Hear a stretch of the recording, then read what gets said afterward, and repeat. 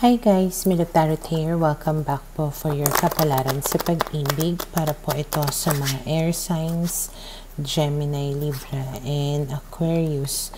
Maglalagay na lang po ako ng timestamp sa my description box para po mapuntahan ninyo ang inyong zodiac signs. Pero syempre, this is a general reading kaya hindi po lahat ay makaka-relate. Okay, so we will start po with Gemini.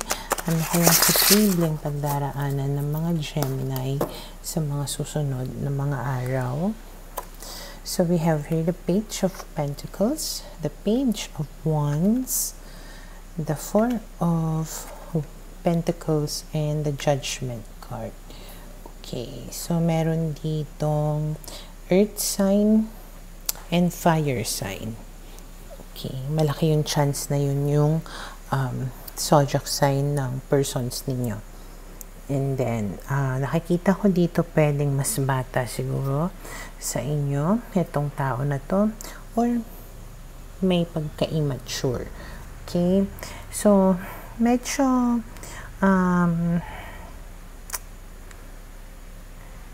hindi ko alam kung sino sa inyo yung possessive, obsessive, or clingy. Okay? Pwedeng kayo na hindi nyo ma-let go itong tao na ito na parang nag-expect pa rin siguro kayo na mag-reach out sa inyo itong tao na ito na pwedeng mangyari sa mga susunod na mga araw. Pero yun nga lang, sa kanyang pag-reach out sa inyo, pwedeng meron kang ma-realize about sa kanya. And then we have here the Emperor, the Death card, the Wheel of Fortune, and the Queen of Pentacles. Okay, so isa sa mga ma-realize mo is maaaring nagkaroon na ng changes sa tao na ito. Okay, dahil nandito si Transformation and nandito si Wheel of Fortune.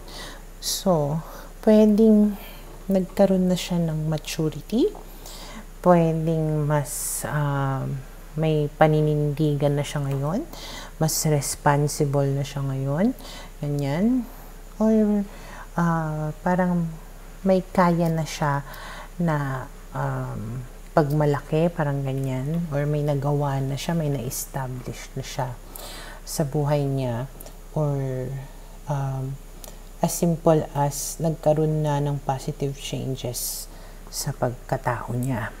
Okay? And because of that, maaaring you will somehow feel like confident dito sa tao na ito. Okay?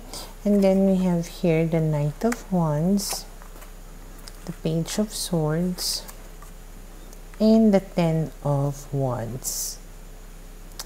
Hindi ko alam parang kasi ang daming tao dito. So, hindi ko alam kung sino sa inyo yung merong mga sabit or parang maraming involved sa kwento. Kasi meron ditong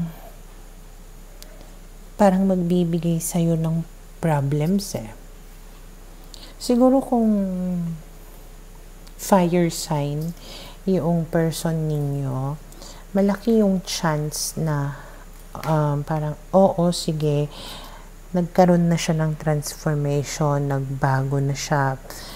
But still, somehow, meron pa rin siyang bit-bit na parang problema na ibibigay sa'yo. Okay? Maybe meron pa rin tong mga kalokohan na sadyang hindi maiwasan. Okay? So, kumbaga, hindi 100% yung kanyang pagbabago. Well, nobody's perfect, sabi nga nila. So, meron pa rin siyang pwedeng bisyo na hindi maiwasan. Okay? Or may mga times pa rin na parang gusto niya na nag-e-enjoy lang siya, na pwedeng maging cause ng problema ninyong dalawa. Okay, and then we have here the Five of Pentacles and the Three of Pentacles. So, you will both try to work that out. Maaari kasi na maramdaman niya na parang magiging cold ka sa kanya once na ginawa na naman, may gagawin siya na mali. Okay? Parang you will keep your distance away from him or her. Pero ayun, pwede siyang makipag-ayos muli sa'yo and pwedeng bibigyan mo siya muli ng chance.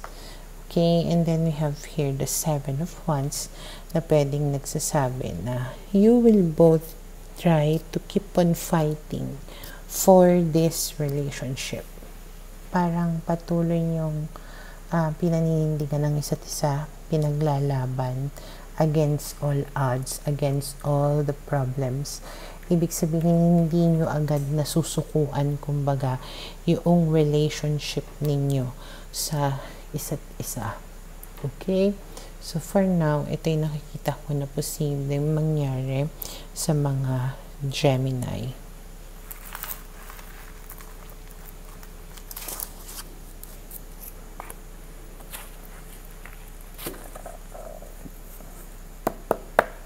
Para sa mga Libra, okay, let's see, ano kaya posibleng pagdaraanan ng mga Libra sa mga susunod na mga araw.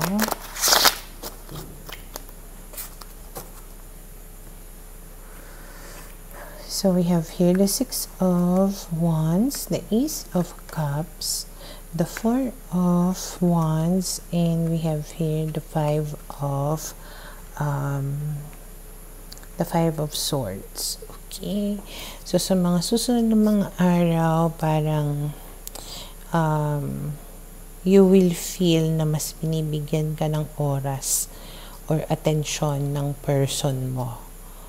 Okay? So, pwedeng manumbalik or mabuhay muli yung pagmamahalan ninyo sa isa't isa at makaramdam ka ng blissfulness nga or happiness. Okay? Ang problema kasi lang dito sa person mo siguro before ay may ginawa siyang kasinungalingan sa'yo na naging conflict ninyong dalawa. Okay? Kaya pwedeng pagpupunan niya yung pagkakamali niya na yun.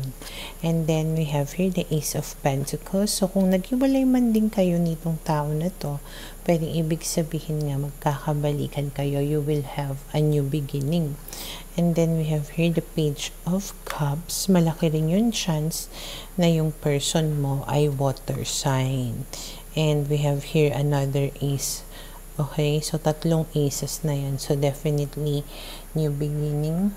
Okay, or a renewal of your relationship, and justice, parang to make things right with you, to give you what you want and what you deserve. Okay, and then we have here the Two of Pentacles, the Fool, and then we have here the Knight of Wands.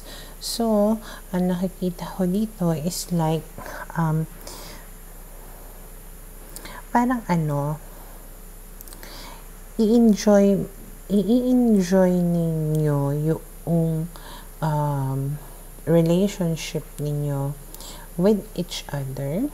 Okay? And then, giving priority, kumbaga, doon sa relationship ninyong dalawa. And nakikita ko rin dito yung pagpursige niya to really give importance to you and to prioritize you and the relationship. Okay, na para hindi ka nag-aalala, para stress-free ka. And then we have here the Knight of Pentacles and the King of Swords. So, patuloy siya dito na giving you what you need, providing to you, doing yung makakaya niya, and as well as nagiging open kayo sa isa't isa. and honest. Okay? And then we have here the Three of Wands. At dahil dyan, maaaring magkaroon nga ng progress sa relationship ninyo, taking your relationship into the next level. Okay? So, for now, ito yung nakikita ko na posibleng mangyari sa mga Libra.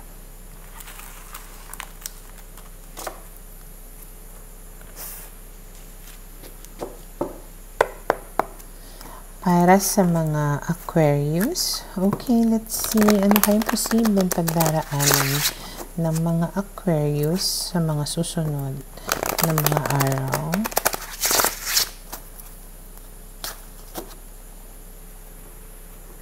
Okay, so we have here the Emperor, the Temperance card, the Three of Swords, and the Sun.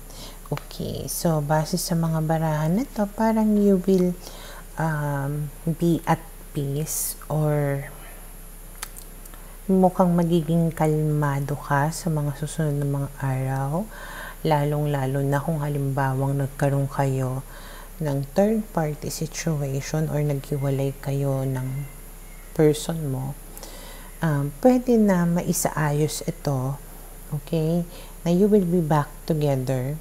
Parang paninindigan ka niya, magpapakalala ka siya, magpapakababae, or basta, he or she will try to rebuild, kumbaga, whatever it is nangyari between the two of you, and because of that, parang magiging kampante ka nga. And we have here also the Sun, which means na there is blissfulness or happiness. Okay? And then we have here the Chariot. So, parang maganda yung magiging progress. And then we have here the Lovers. So, magiging lovers kayong muli. And then Two of Cups, which means talagang nagkakaunawaan kayo, nagkakasundo kayo, pareho kayo ng gustong mangyari, pareho kayo ng nararamdaman, or you treat each other as equals. Okay? And then we have here the Nine of Cups, which talks again about emotional contentment, fulfillment. Okay? So, talagang sobrang magiging masaya ka. And then we have here the Magician, the Queen of Pentacles, and the Six of Pentacles. So, sa nakikita ko dito, talagang gumagawa yung person mo ng mga paraan just to make you feel secured and to make your relationship stable. Na talagang binibigay niya dito yung mga pangangailangan mo or nagkakaroon ng give and take sa relationship ninyong dalawa. Okay? Talagang nagiging good provider siya, giving you your needs, doing yung mga bagay na dapat niya na gawin para sa relationship ninyo. Okay? And then we have here the Devil. And then we have here the Five of Wands. Okay. Ang nakikita ko lang dito, huwag nyo lang ibabalik yung toxicity, kumbaga, ng relationship ninyo before. Kasi pag ibinalik nyo yon, magsisimula lang din ulit kayo na mag-away. Lalo na kung ang isa sa inyo ay magiging possessive, obsessive, clingy, nagger, basta yung mga ganon, mainitin ng ulo, or giving importance to yung material things, yung mga bagay na hindi naman dapat mahalaga, parang ganyan. So, pwedeng meron kayong pag-aawayan na because of that, pwedeng bisyo din. Okay? And then we have here the Five of Cups. So, kapag nangyari yon at hindi nyo na-control, you might end up crying. Okay? So, kaya iwasan hanggat makakaya. Okay? So, for now, ito yung nakikita ko na posibleng mangyari sa mga Aquarius.